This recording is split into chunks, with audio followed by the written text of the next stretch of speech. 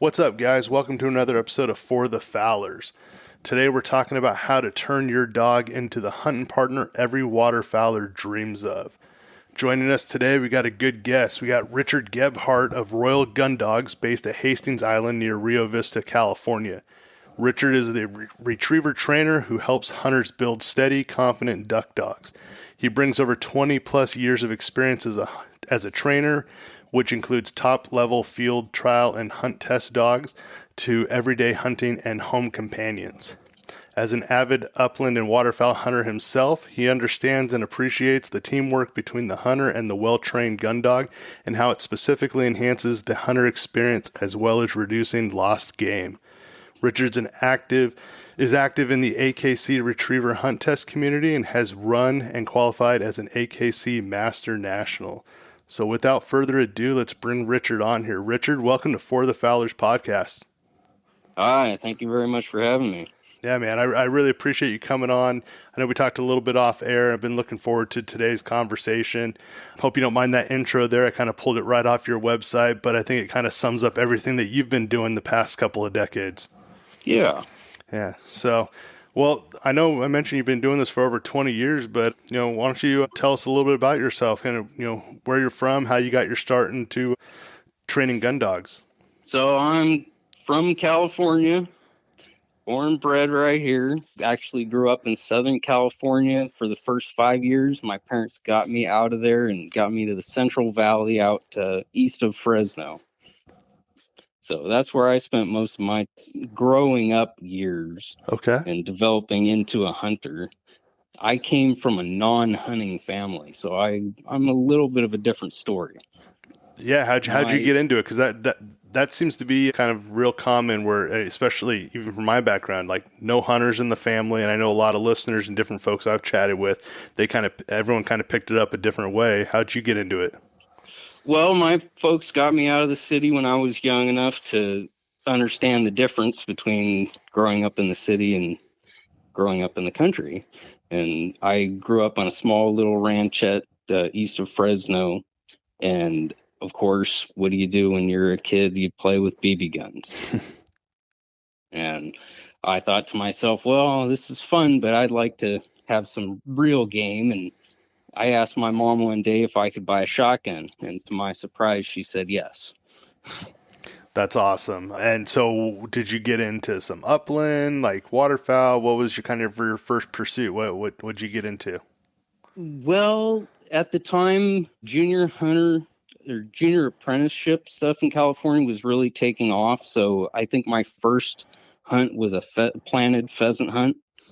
And then I was taken out duck hunting. And that leads into how I became a dog trainer. Basically, my first experience duck hunting at Dark 100 was guys yelling at their dogs. Yeah, there's a lot of that out there.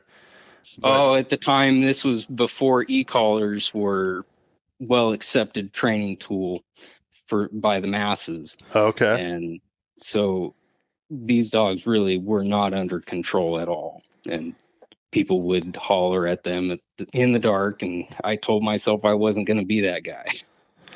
So did you have a dog at this time, or? I had a mutt. I had a Labrador mix, and what sold me on that pup when I got it was it retrieved. This was before I ever even got into hunting or anything like that. I just wanted a dog that would fetch. And I took that young pup, and she was probably about a year and a half old when I started working on bird work with her. And she turned out to be a very good pheasant dog. And she was a good duck dog, but she couldn't tolerate the cold very well. And so how old were you or when you had this pup and you started kind of doing some work with your 1.5-year-old mutt?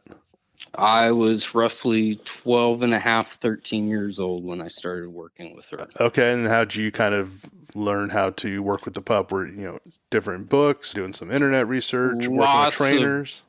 Lots of books, what internet research I could do at the time. Sure. There was very little online in those days. But reading a lot it was number one as far as developing myself as a trainer. Number two, I had someone locally that my mom worked with that trained dogs professionally. Okay. That's how I ended up getting my first purebred lab. Oh, very cool. So, and kind of, Basically, I found out that my young dog was going to plateau very quickly in her training ability, and I needed a clean slate to work with. sure. And what kind of inspired you to, take, training to the next level and eventually kind of be like, hey, this is something I want to do as like a career? Talk a little bit about that. Well, that leads into the hunt, test, and field trial games. Okay. Basically, through my reading, it became very apparent that the top trainers were all playing the game of field trials. And sorry to cut you off, but like for some of the listeners that might not be familiar with that, can you kind of explain a little bit about, hunt tests and field trials and what that all maybe not entails, but what kind of is accomplished through that? Well, think of it this way. Field trials are a demonstration of a dog's trainability and usefulness in the field. But just like with cars, dog field trials are far beyond what you ever anticipate needing in the field duck hunting. Okay. So think of your field trial dogs as your Formula One race cars. And I think of hunt tests as the NASCAR, and then your regular hunting dogs as your daily drivers. Okay. That's the way I explain them to people, in that you don't need a field trial dog, but having that sort of lineage in the breeding is a good thing to have because it demonstrates the trainability of the dogs in the past. Okay. No, that's awesome. And I, once again, talked a little bit offline, and for the listeners out there that can kind of think back to one of our earliest episodes when we had my good buddy Charlie, aka Chuck, on, we talked a lot about his dog Pepper, and his dog Pepper went and worked with Richard, and I think still does from time to time. And don't quote me, but I think she has some junior field trial awards and different recognitions. Hunt tests. Okay. Hunt tests. Yes. Okay.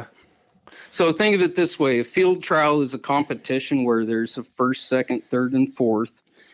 A hunt test is not a competition between dogs. It's basically you competing against a standard. Got it. You have to perform to a certain level in a consistent manner in order to pass or qualify. Got it. Okay. Well, sorry, I know I cut you off there, but you were talking a little bit about how you got into this professionally, and you were, talking a little bit about how hunt tests and field trials came to be with you, but go ahead. Yeah. And so I found that majority of the top quality trainers were playing in the field trial game, and through the reading, it became very apparent that it was a rich man's game. Okay. And so I thought to myself at a young age, well, the only way I'm ever going to be able to play this game is if I do it professionally. Nice. And so what sort of training or certificate, what kind of goes into becoming a professional trainer? In this field, it is a lot of experience, a lot of reading, a lot of hands-on doing. Mm-hmm. Just going out and talking to other trainers, getting on-the-job experience, working for somebody, training as many dogs as possible.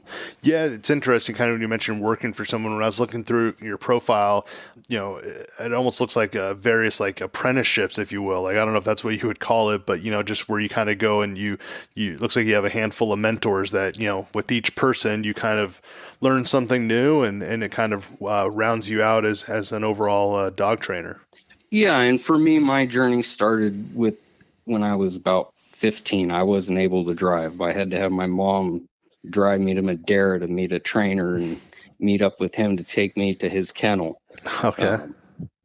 It's all about talking to people and learning the ropes. Everybody's got a different style. Yeah. And there's more than one way to skin a cat for sure. Absolutely. There's more than one way to train a dog, but in reality, it all comes down to fundamental work. And by and large, the way we train dogs today is primarily Rex car methodology. Okay. Right on. Well, I know for this episode, there's no way that folks are going to be able to listen to this and totally learn how to train their pup. But really, kind of what No. I wanted to do here was just kind of pick your brain a little bit. And I figured this probably is a great time to do this episode. One thing I always know is it seems like this time of year, not everyone, but a lot of folks seem to get, maybe a brand new pup for Christmas or a new family dog. And, mom or dad wants to end up, taking it out into the field with them that following season. And, I just kind of would love to talk about, training and development, whether it's puppies or even, older dogs too. So if you're good with that, we'll just kind of jump into some of the topics I was going to chat with you about. Okay. So, I mentioned kind of puppies, and, when I think of that, I kind of think of, we get those labs at, maybe 8 weeks old. And I'm sure you work with all different types of pups, but I think the majority of us in the waterfowl community mostly work with Labrador retrievers, but I know there's other breeds that get out there. Yeah, I'd say a lot of Goldens, but I'm sure you do some stuff with some pointers and different pups. But I guess my first question would be is, when we get that pup, we bring them home. What should someone do the first week that they bring home a puppy? Number one most important thing when you first bring home a pup is to have a crate ready for them to sleep in that night. Okay. And not a full-size crate, an actual small crate that is just larger than the puppy. Basically, you want them confined enough to where they're comfortable and not inclined to defecate on themselves. Okay, and what's kind of the thought process there? That is going to be that dog's home away from home. It'll be its security blanket down the road. Later on, you're going to leave the crate open and not be able to find the dog in the house, and they're going to be in there sleeping. It's kind of more to just kind of keep them, like, I guess all of the above, but kind of out of trouble, get ready for transport, different things, or? Yeah. Well, you have to understand dogs are denning animals, so they kind of like having their own place. Okay. And so it's natural for them to go in something. Okay.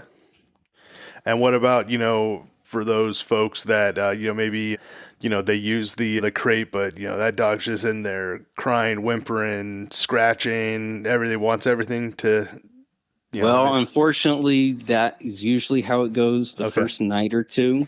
Yeah. You just have to endure through it. Usually most labs are pretty easygoing in that they'll scream the first night and that's it. Some of them take a few nights, but it's usually fairly quick.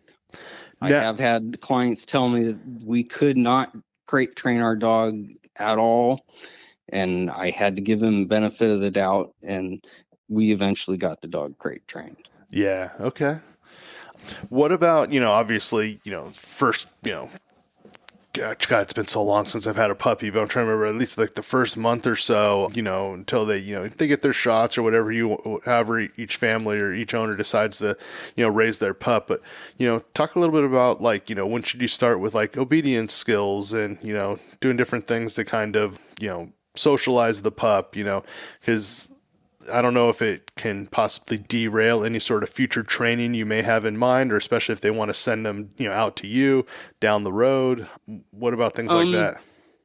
The biggest thing I tell my clients to do to prep their dog for training is to make them drag a leash. Okay. It's something small, but it's profound. It preps them because the leash gets snagged on things. The dog learns that, oh, somebody's not pulling on me all the time. My rope just got snagged on something. Okay. It learns them to be a little bit more giving on the pressure from the collar than if you were to hold the leash all the time. Interesting. That makes sense. And I'm curious, kind of, obviously we're talking about, gun dogs and bird dogs and whatnot. I remember when I got my first pup, going to kind of do the pick of the litter with my breeder at the time. And, I'm out there kind of like a pheasant feather on a string, kind of seeing which dog was the most birdy, most interested in it. But, talk a little bit about the intro, of birds and, water and stuff like that. How early should, you introduce your pups to water and decoy and maybe even, birds? What about that? So As far as birds, I like to wait until they're at least 4.5, 5 months old Oh, okay. for live birds. Okay. Dead birds, you can introduce them very young. And And I why say is that? that Yeah. I well, dogs go through a second awareness stage around 4 to 4.5 months where things that are in their daily life all of a sudden become aware to them. The biggest example people give me is the trash can in their kitchen. The dog will come around the corner one day and just bark at the trash can that's been there their whole life. Okay. And you want them to get through that stage before you introduce live fire and live birds. Yeah, so I was curious about that because then we probably getting out of the puppy stage and maybe now we're talking about as we start to think about developing them into a duck dog. What age is the dog usually when you start can actually do like some specific training towards pursuit of game and getting out in the field with their handler? When is that normal? Well, so bird work and gun work starts at 5 to 7 months of age for me. Okay. But for the person training their own dog, it starts with obedience as young as 3 months. Okay. So I highly encourage people, if they plan on taking their dog to a trainer, to work on obedience before you take it to the trainer, because it makes our life a lot easier if they have some basic foundation. Yeah, so I was going to ask about that. So is like the earliest that you guys at Royal Gun Dogs, or maybe just trainers in general, is it normally around 3 months? Because explain to me a little bit about like if you were to go through a breeder or some sort of. I don't take dogs that young. Okay. That's just me. I want to wait until they're 5 months old. Okay. There are other trainers that do puppy development stuff, but the way I look at it is that time is better off spent socializing in the home, if possible. Okay. Now, Yeah. there are people that aren't able to raise their dogs and need somebody to take care of them while they're young, and I understand that situation, but Yeah. for the most part, they're better off in home being around the family. Okay. Now, in your experience, and how often do you see, if you're getting dogs between 5 and 7 months that just there was no real work being done at home, or I don't want to say like obedience, but you're maybe having to break bad habits, when they come and see you. How often does that happen? Usually, the bad habits are not jumping is the number one bad habit that I have to deal with. Okay. But outside of that, the number one or second thing is poor socialization. And I now, have to tell people that you need to be able to manhandle your dog before I get them, because if I can't pick up your dog, then we're going to be doing socialization for the first week rather than birds. yeah, and when you're talking about socialization, you're talking about just with obviously like other humans, other dogs, just life Mainly outside other the house. humans. Okay, all right. Because I'm curious on that. Because some folks, they spend all this time investing in their dog. They, obviously they take great care of their dogs in the house. But I've had conversations with some folks where it's like, and to each their own. And I have 2 labs at home, and they're great family dogs. They're super friendly, all that stuff. But they are not good out in the field. Like I don't take them hunting with me because I just didn't do the training with them, and for whatever reason, we just decided that these guys would be just great family dogs. But then you see some folks that have really good field dogs, but they also run, no pun intended, but also have a very tight leash on their pups where they don't have to. Okay. So, and where, don't let them socialize, if they come and stay at the house, they have a crate and I get it. Like, you have to have rules and some sort of structure, but I just having that balance of like letting the dog have some time off, Well, you nailed the word right there, and that's balance. Okay. And there are dogs that don't do well with freedom. Mm-hmm. They take advantage of it. They get into trouble. Okay. By and large, what I always tell people is the exact opposite. You've got your thumb on your dog too much, is what I tell people. dog training is about balance between control and freedom. Mm-hmm. And dogs are like kids in that if you have them underneath your thumb all the time, the second that pressure is gone, bye-bye, they're on their own. Yeah. Well, let's jump back into kind of that duck dog development. Let's say, my dog's 5 to 7 months. They're well socialized. You can pick them. They let me kind of do whatever I want to them. They just a lot of trust there. What does training look like during this stage? Are you fine tuning obedience? Are we jumping right into, things that they would use out in the field, such as, marking, hold and fetch, water confidence, gunfire? Like what are we doing during that 5 to 7 months? So in that 5 to 7 month range, when you first bring your dog in for training with me, I'm going to do a 2 to 3 week puppy camp. Most dogs do it in 2. But it is all about birds, birds, birds, and having fun. That's cool. Really, it's something that carries them out through their formal training. This is something I did not do until I started working for Steve Clausen over at Blue Ridge Kennels. Okay. He did this puppy camp, and when I first started doing it with him, I thought it was a money grab. I thought, oh boy, he's just trying to get as much money out of these people and send them on their way, because it's a 2-week program. Mm-hmm. And I'm accustomed to a 3 to 6 month program growing up with what I used to do. Mm-hmm. So it's a little bit different than what most other trainers do. But I feel that most other trainers put the cart in front of the horse by doing all this obedience and force fetch training before they ever expose the dog to gunfire. Got it. So that makes sense. Can I go and do a little spiel on my puppy camp? Yeah, let's do it. Okay, so day 1 starts with you coming out in the field and playing with a wing clip chucker. So we do live bird introduction on day 1 with the owner there. We rinse and repeat on day 2, and day 3 is usually when I incorporate the blank pistol. Day 4 and day 5 usually are when I start introducing the shotgun low and shotgun away. And all this time, your dog should be chasing down after this bird. Okay. Yeah. So my goal for week 1 is to actually get the shotgun over them and shoot a bird for them. Now, I have a quick question on that. You hear folks that, just the term gun shy. Is that something that can be trained out of a dog? Or I just sent one home today that was taken out and shot over and ran away. It can be done. Okay. But yeah, I mean, how often do you see that? Or is, because, most folks, let's just say they live out, for me, I live in the suburbs of Sacramento.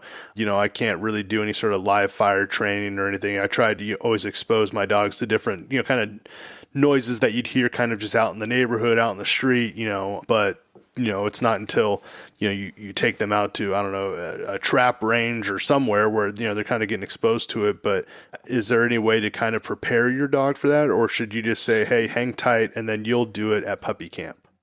So there is a way to basically what I'm doing during the first week of the puppy camp is creating a good positive association between the noise and the bird. Mm-hmm.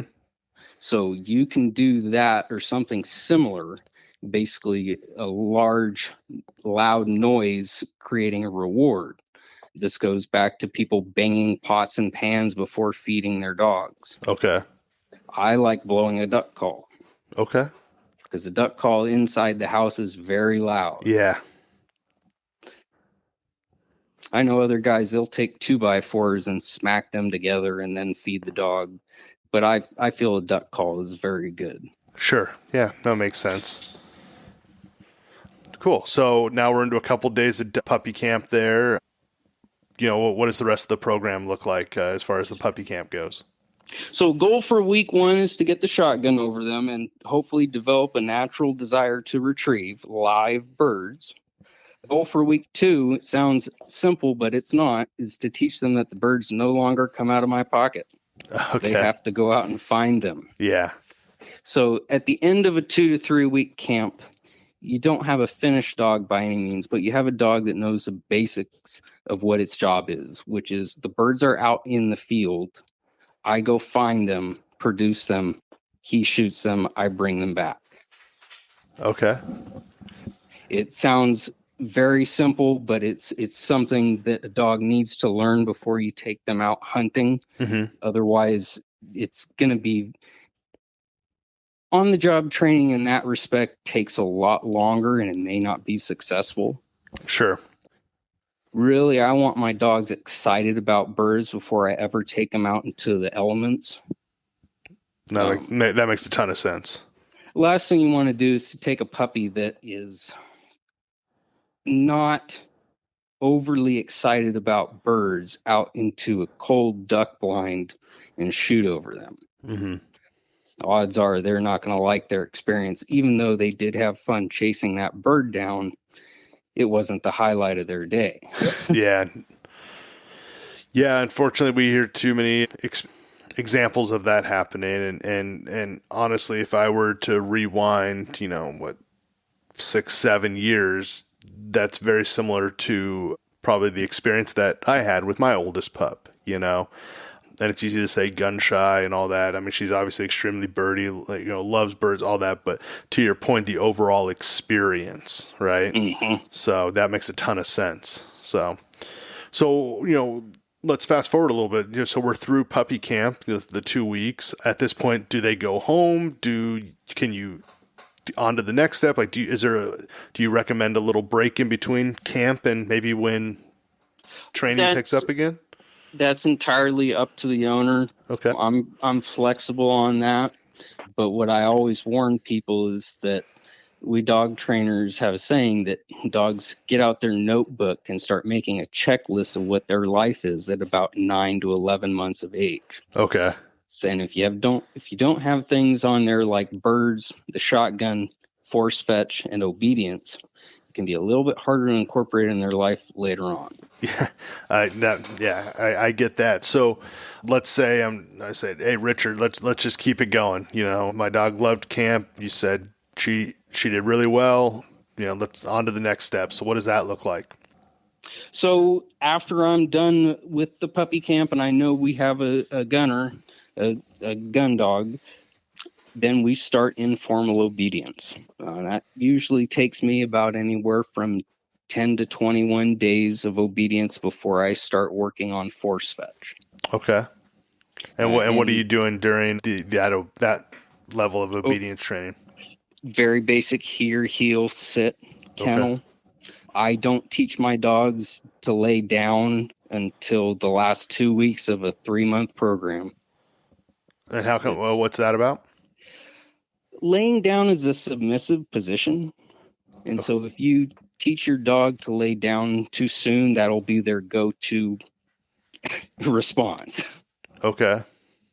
Ultimately, you do want your dog to lay down because he's going to be hiding in the blind with you. Sure. Yeah, that was going to be my question, but I know you said you'd do it the last couple of weeks, so I knew eventually you did it, but that was going to be one of my questions.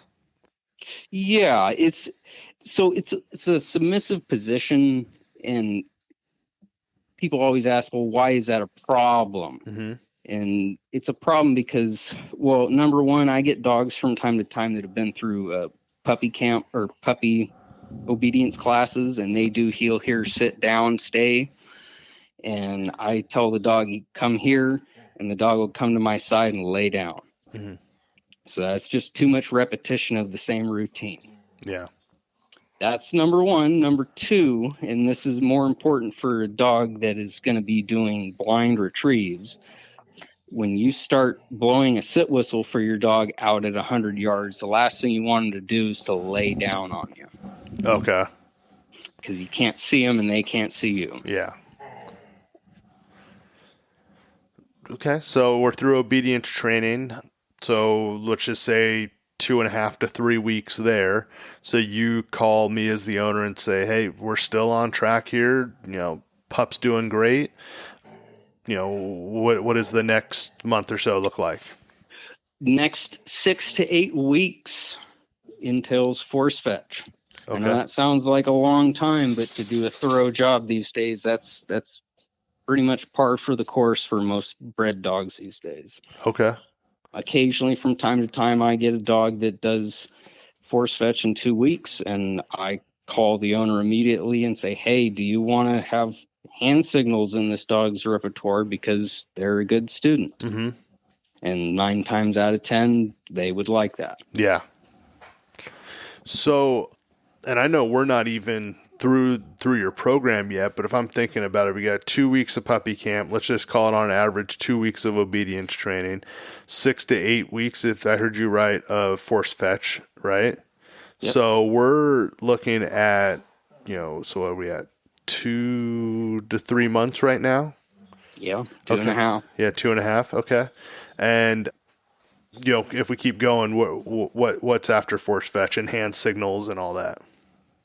So and how often is the owner coming out, or do you recommend the owner comes out and works with you, the pup? Do they come out on weekends to kind of practice what they learned all week, or hey, is it kind of, hey, stay out of here, we'll call you when it's time, or what do you?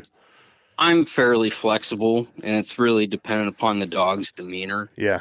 If I have a dog that is doing really well, has a high demeanor, I want you to come out and see the dog's progress as much as possible, because you need to learn how to handle the dog. Because if I'm having fun training it, you need to basically learn how to work this tool, because they're going to be a good one. Yeah, because I guess that's kind of my question is, and maybe at some point during your program they'll come out, but sorry, both dogs are over here shaking around. If you're working on the hand signals and all the different commands and stuff, I'm sure it's equally as important that you train me as well, or how does that work? When it comes to hand signals, I can train you much better after the dog has completed their basics on hand signals. Okay. If they're learning, I want to be the one handling the dog, because you will not be timely in your response. Yeah. That's the biggest thing I deal with when dogs start handling, is people are too slow to respond, and when they give a cast, the dog goes the wrong direction and they hit the collar, the e-collar. Sure. And give them a correction, and I have to tell them, no, you can't do that. The dog is still learning. Yeah. Okay. So after force fetch, I think you said 2.5 months in. What's after that? After force fetch for a basic waterfowl program, we're then going into basic. Well, I have to include that force fetch includes a water retrieve, not just on land. Okay. That's why it takes 6 to 8 weeks, because it includes bringing the bird out of the water. Okay. So that's basically their water introduction with me is through force fetch. Okay. I don't push the issue beforehand. If they want to get in the water, they can, but I don't push the issue until we have tools at our disposal to actually get them to do the job that we want them to do. Got it. I may have to get my waders on and get in there with them, but I'm going to get it done. Yeah. And then obviously after retrieving, what else do we have going on? Basic hunting scenario introductions. So introductions to decoys, introductions to dog hides. They're going to have an exposure to dog stands every day throughout their 3-month program. Yeah. So when you meet with your clients, do you I don't want to say you're training cookie cutter, because I know it's not, because every dog's different, but is your program for waterfowl kind of set in stone? Or if you say, hey, I mostly hunt rice fields, we don't really spend a lot of time in the marsh, so they're not going to necessarily be up on dog stands. They're going to be more in dog hides. Can you gear your training more towards that? Or is it kind of like, hey, to well-round your dog, we want to train them to be up on a stand in a marsh, or down, 30 yards down the check in a hide, It's the latter. You want them to be versatile. Yeah. Okay. It's one of those things where I think I'm jumping ahead here, but it all starts at your side. Okay. You have to be able to get a dog that works with you at your side before you can get any sort of control out away from you. Mm-hmm.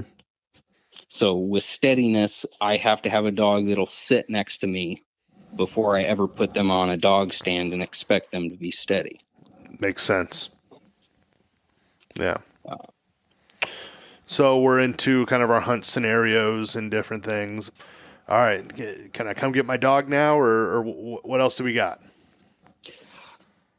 Well, I did include e-collar conditioning in there. That's included in your basic obedience. Okay. So your dog will be e-collar conditioned through that. Once we get past the basic introductions of the hunting scenarios, then we actually start throwing more birds. So actually throwing marks.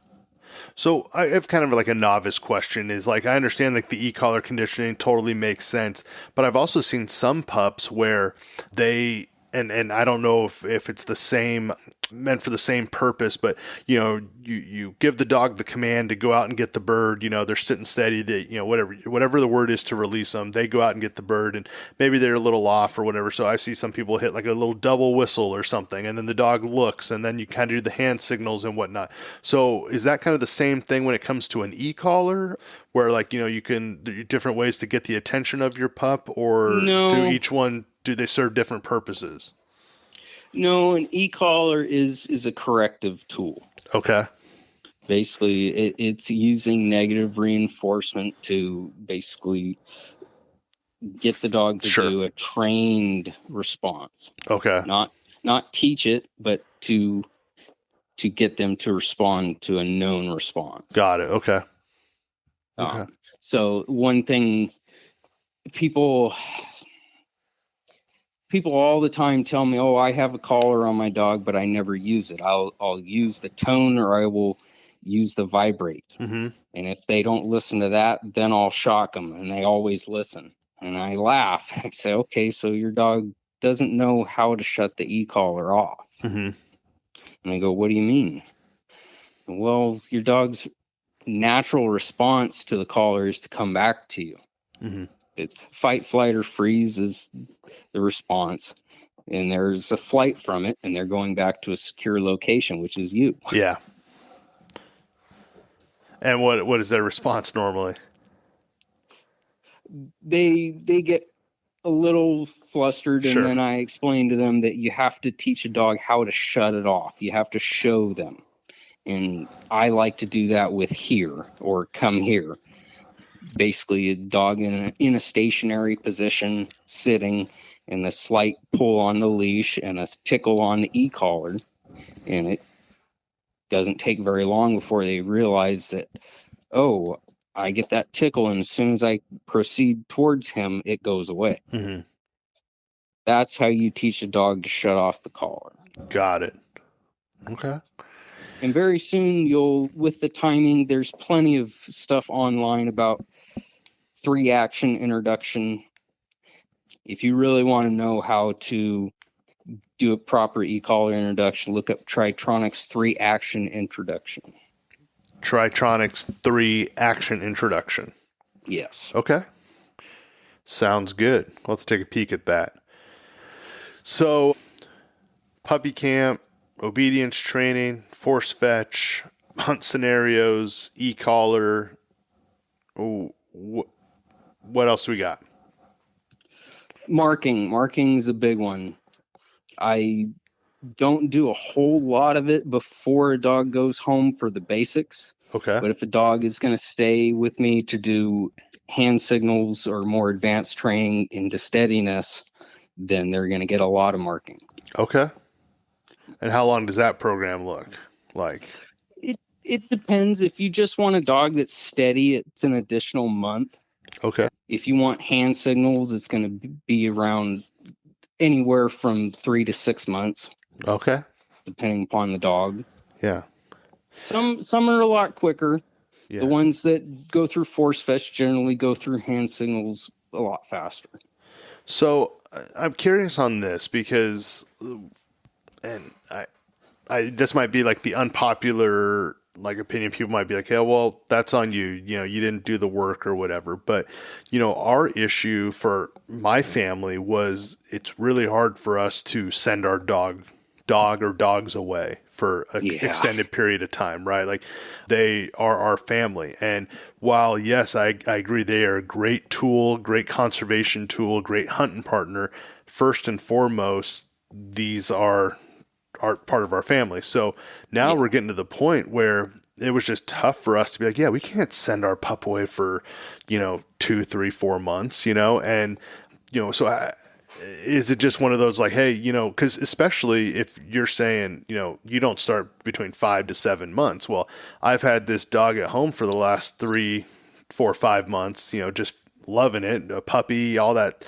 And then all of a sudden we have to send him away for a while. So what do you kind of say to that, to folks that might be a little hesitant based on like, wow, this is a time commitment, it is. Especially if I say, hey, Richard, I want all the bells and whistles. I want hand signals. I want this. I want that. I want all the marking, it sounds like we're getting up to 9 months or longer. Yeah. Okay. Yeah. Depending upon the dog and what level you want to get them to. Yeah. It really depends on the dog as far as duration. Now, and I'm sure, there have to be some pups that just, no matter how good of a trainer you are, they have to have a ceiling, I would think, or is that not the case? Yes, there are dogs that plateau. Yeah. What do they call it? They plateau. Basically, they peak at their maximum potential, and if you push them farther, they're just going to fall off a cliff. Yeah. So let's take it back then. So let's say I have a puppy or a dog that's less than 1 and, just a regular weekend warrior waterfowler. You might have a rice blind, up in Sac Valley. You maybe go out every Saturday or so, or maybe, you go out to the refuge, I don't know, a couple times a month. You're not, some crazy hunter, but at the very least, can you get away with just puppy camp and obedience training, or is that not enough to get them out in the field just to go retrieve the birds and have a good day, but also go home and, I know you like them in the kennel, but rest in front of the fireplace at night, shut it down. Is that enough training there? Or, it's all personal preference. Sure. I get a lot of people that just do the puppy camp with their dog and then do the rest themselves. Yeah. And are very happy with it. Yeah. Then you get people that I tell them their dog needs to be force fetched in order to be reliable. Mm-hmm. And they take them hunting, and halfway through the season, I get a phone call and say, hey, can you take them? Yeah, exactly. Yeah. And I guess like with anything, you get out of something what you put in, or, you get what you pay, that type of thing. So I definitely, I get that. But, it seems like you see some guys just out in like, a refuge parking lot, or, you just catch up with them somewhere up in the valley, and, they just kind of naturally just fell into a duck dog, And a lot of people get away with that. These retrievers are very, very malleable, and they take a lot of abuse without looking back at you. Yeah. And gunfire is the number one example of that. Yeah. I think what's important to me, and I think a lot of folks, it's like, sure, can your dog go out, and you might not have the best blind manners, but if you're there by yourself or whatnot. But for me, a lot of it has to do with just, you want the dog to be successful, but first and foremost, you want the dog to be in a safe environment too, right? Mm-hmm. So if they don't have the blind manners or the obedience to, heel, stay, whatever, to not break, especially if you're hunting with other folks. We all hear about the tragic accidents that happen. And, so I realize I'm speaking out of both ends here, where it's like, oh, I just want a dog that I can take out on a Saturday, but at the same time, I want to be able to bring that pup home too, Yes. So. And that leads into what I recommend for every dog, no matter their training level. Their first season, they should be staked out on a quick release. Mm-hmm. Yeah. They're very cheap these days. If you hunt from A rice blind, a C-clamp works great to hold them down. Yeah, and you know what? I know some folks that I hunt with that, their dogs great manners, listen really well, but and don't have like the tendency to break or whatnot, but they still just out of abundance of caution, and I think it's out of habit, they still use those tie downs, and you know what? Yeah. Like I can't blame them. You know what I mean? Especially you figure some of the like investment, but also once again, it's part of the family. Yeah. So, well, right on. So as far as your send away program, did we touch on everything, or am I bringing my pup home now, or what does it look like before? What is kind of the last steps before I can take my dog home? For basics, that is the last step, is basically the introduction to hunting scenarios and basic marking. If you want more advanced work like steadiness, we'll do a month of marking and working on steadiness. And what does that mean? Sorry, steadiness. Steadiness as far as being sitting or laying down, waiting to be released to retrieve. Okay, got it. Okay, and you were talking about hunt scenarios and whatnot, and I just had a question, and it had to do kind of like when we think about the way we hunt here in Northern California, or just you know even if you get a dog from out of state or whatnot, do you work with them on like, because I'm not sure, I haven't been out to your property, and I'm familiar with the area, but how do you simulate a rice check, or whether it's being in the marsh, or do you do any sort of like retrieving from boats or anything like that? Do you do any sort of specific hunt scenarios?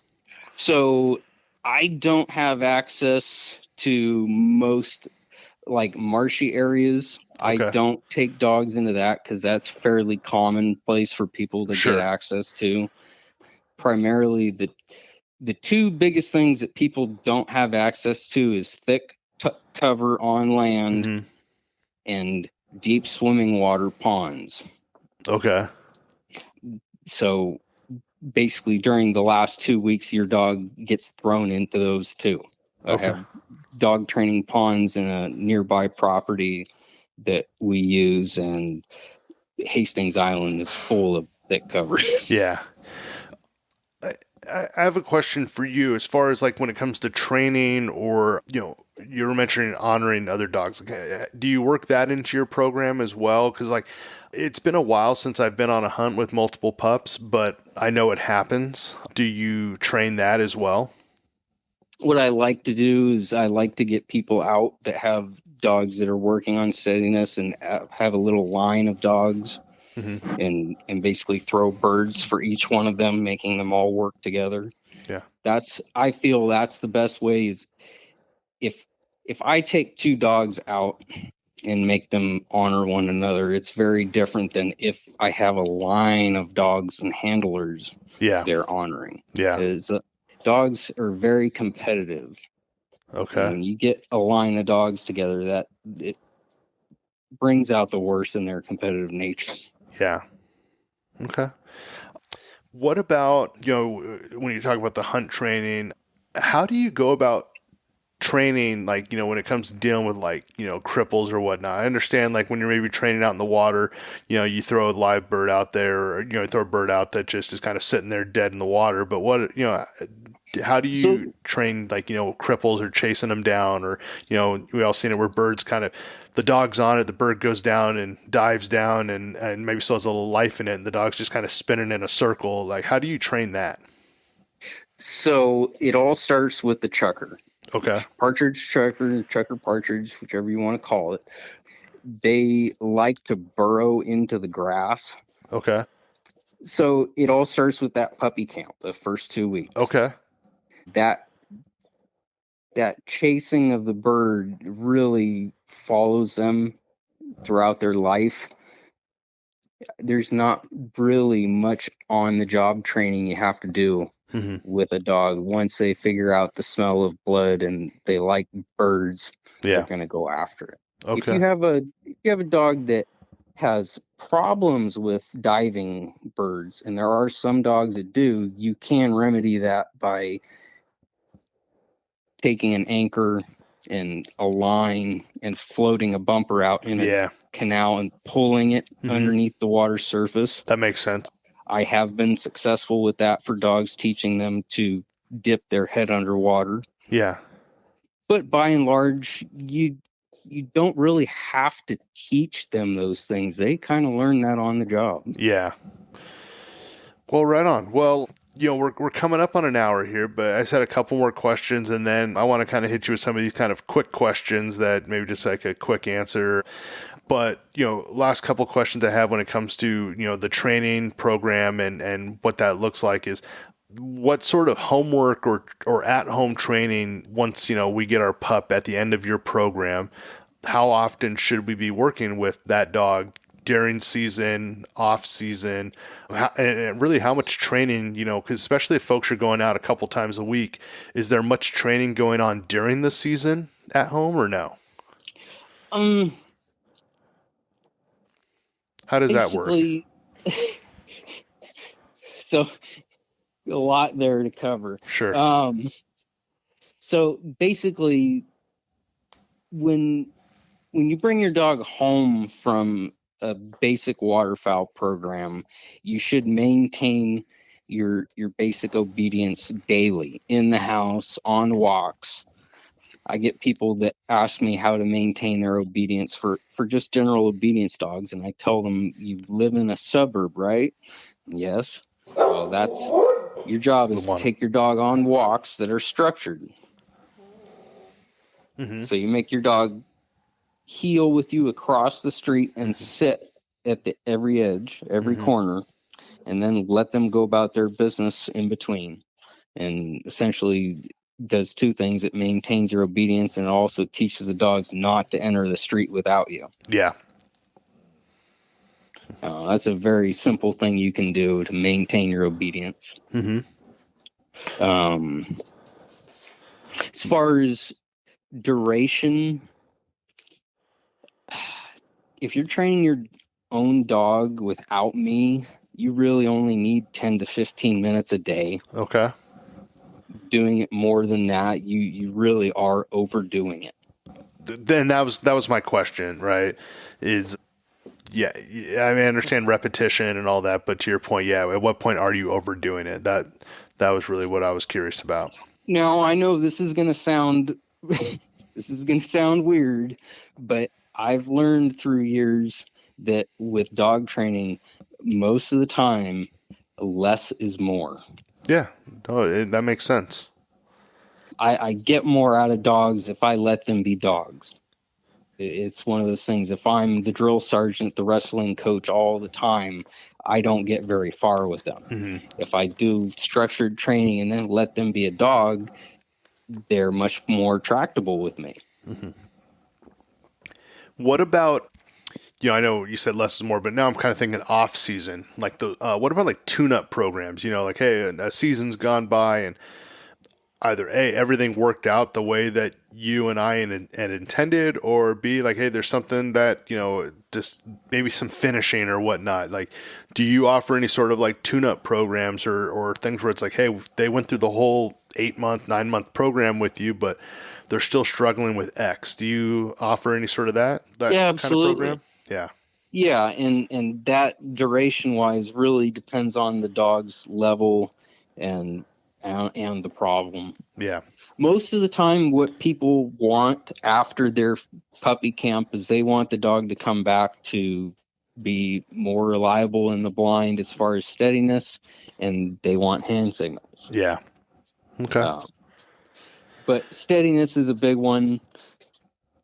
What I recommend is stake them out during the first season, then bring them back after the season, and we'll firm up the steadiness with live birds even more.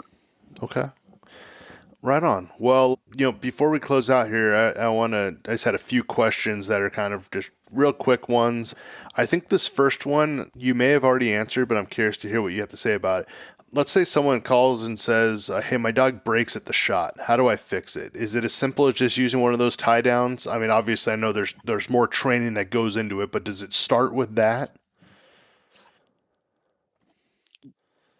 Because you don't want to hurt the dog. Meaning, like, you got one of those, like, things, those just wedged into the check and they Yeah. break and all of a sudden their head snaps, you know what I mean? Like, or they bounce back. But, what's kind of I don't say a quick fix, 'cause I don't think anything's a quick fix, It's but not a quick fix. It comes into wearing two hats when you're hunting. You got to have your hunting hat and your dog training hat. yes. You always got to have your dog training hat in your backpack ready to roll. Yeah. And that's essentially what you have to do is take the hunting hat off and put your dog training hat on and put the gun down for a little while Yeah. and work your dog. Okay. Got it. No, that makes sense. And now, is this something that, you just kind of work on during the hunt, or you're like, hey, you know what, we're going to practice this at the house, or it's like, hey, I got to give Richard a call, or is it can it be all of the above? All the above. Yeah. Do what you can in the moment. If you're not able to be successful just by switching hats, then you may need to work on training at home or seek professional help. Yeah. We didn't talk too much about this one during your training program. I have experience with this where, you're out and, maybe it could be a young dog. Heck, I've even seen some older dogs where, especially early in the morning, we're sitting in the blind, birds are starting to fly. They see us getting all excited. We're our eyes to the sky, and the dog's just whining a lot and whimpering, and just, as the day goes on, they settle down. But, it's just like, hey, quiet, because it's pretty loud in the morning. And then, just the other day, one of my buddies, he was kind of, happens quite a bit where, the dog's out on a retrieve, and as it's, maybe chasing down a bird or heading out there, he's barking the whole time while swimming. So, and I mean, once again, quiet morning, that sound can travel through a pond, and, anything that, we're thinking that might be in the area is, heading out, because that pup's letting, the whole refuge or field know, hey, we're out here. So is there anything that can be done with that?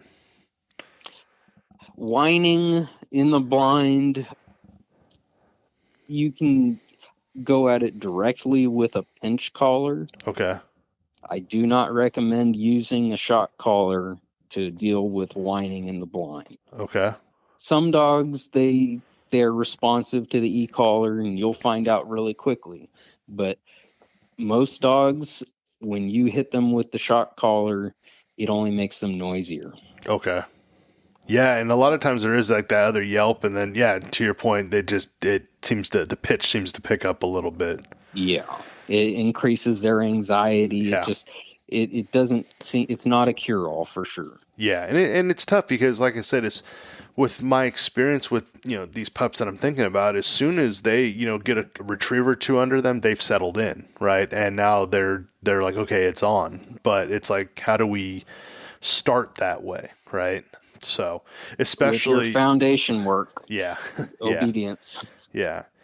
And then this one, I'm actually curious for myself, and I'm curious to hear what you're going to say, because you mentioned that kind of 9-month checklist, or, the task list that dogs are, accustomed to. Can older dogs still be trained? And when I say older, I'm thinking 2, 3, 4, 5 years old, Well, other dog trainers are going to hate me for saying this, but yes, they can. Okay. I had a dog, Sparky, who was, I don't know, I think 6 or 7 years old. Yeah. He came in, the owners won a raffle and won a free week of training. And they wanted me to work on fetch, and I told them I couldn't do much in a week. And they said, okay, well, we'll pay for a second week and see what you can do. Yeah. Well, to my surprise, I got that dog picking up a bird in 2 weeks. Nice. And he was not picking up birds at all. And he delivered to hand. And I told the owners, I said, I didn't think this was going to happen, but it did. Yeah. So. I kind of along the older dogs, but this might, and you don't have to answer, but in your professional opinion, this could be kind of controversial. I am curious. You hear a lot about, especially when we think of labs, certain colors being more trainable than others or whatnot. Is, in your professional opinion, do you see that to be the case, or are some more stubborn than others? Like, you understand what I'm asking? Like, chocolates versus black labs, or, and I'll even take it a step further. What about in like your professional opinion when it comes to like male versus female dogs? Is that a whole Well, nother episode? yeah. Yeah. Okay. No, I mean, it really depends. When you're talking about color, they're all different. Yeah. I wouldn't say that they're better or worse depending upon the color. They're just different. Okay. What I always tell people though is that black is the dominant color. Okay.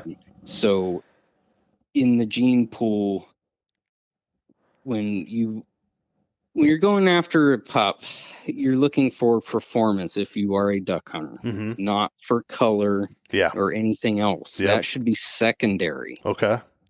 You should be looking for performance in the pedigree. A lot of people are very keen on picking color first and then looking at the pedigree, and that's not the way I would recommend going about it. Mm-hmm. Black's the dominant color, so by and large, there are more titled dogs that are black than yellow or chocolate. But as time goes on, there are more and more chocolates and yellows that are performing the same level. Yeah. Now, what about that? Makes sense for color. Just can you give me a quick answer on male or female dogs? Well, only drawback of having a male dog is they pee on things and they like to fight. Yeah. The only drawback of a female dog is that if you have a dominant bitch, she's going to want to fight too. Yeah. So it's not saying, oh, you should just get one to resolve that issue of fighting, because you can have one that's dominant. Yeah. Yeah, it's been interesting because, my experience when it comes to male or female dogs is it's not so much with the training, but especially when it comes in the waterfowl community, you see different places, like different clubs that might have different rules for, male, female dogs. Obviously, when you go out, you hear all the time where, folks are going to go out to a blind together. Oh, I'm going to leave my dog in the truck today because, just to avoid any sort of conflicts out there. Right. So that makes a lot of sense. Yeah. Well, right on. Well, we're going to wrap things up. Is there anything that we missed? I know we can keep talking forever, but kind of the things we touched on. Well, I'd like to answer your last question. Which one's that? Oh, yeah. Your top tip, yeah. So for the listeners out there, if you're listening and you want your dog to be rock solid by next season, I mean, I know we're in the middle of this season, but if you want to be ready to go by waterfowl season 2026, according to Richard, what are the top 3 things they should start today? Number 1 is get a game plan, aka birds. Number 2, build a strong foundation, otherwise known as obedience, and force fetch. And number 3 is let the dog determine the pace of your training. And I go into this with a Rex Carr philosophy in that if you train for momentum, perfection will follow. So don't go into training thinking that your dog has to be perfect before you move on. Yeah. No, that makes sense. And honestly, that last piece right there was like letting the dog dictate, how'd you say it? Dictate kind of like the flow, not the flow, but the pace. The pace, right? And I think that's important because I think, obviously the conversations I've had in my house is like there's been concerns about like, well, what happens when we send the dog off? Because once again, we love having that family dog, that kind of unique, quirky personality that we have with my chocolate lab and my black lab here. But at the same time, I think that it comes down to just the style of the trainer, and that's good to hear that, that's kind of your philosophy there. So, well, right on. Well, yeah, if there's nothing else, man, I really want to thank you for coming on, Richard. And, for any of the listeners that are interested in getting a hold of you, what's the best way? Do you recommend Instagram, email? Instagram, royal.gundogs on Instagram. Yeah. Okay. Or you can email me at royalgundogs@yahoo.com. Awesome. Yeah. And then I know it's a long program that you have there, but, just call year round or what is it? Yeah, it's on a rotating schedule. Okay. Perfect. Awesome. Well, once again, Richard, we really appreciate you coming on, and make sure to check out his Instagram, Royal Gun Dogs, and make sure that you're following For the Fowlers on Instagram as well if you're not, and continue to rate and review the podcast on Spotify, Apple. Don't forget we're on YouTube for the audio channel as well. And we will chat with you all soon.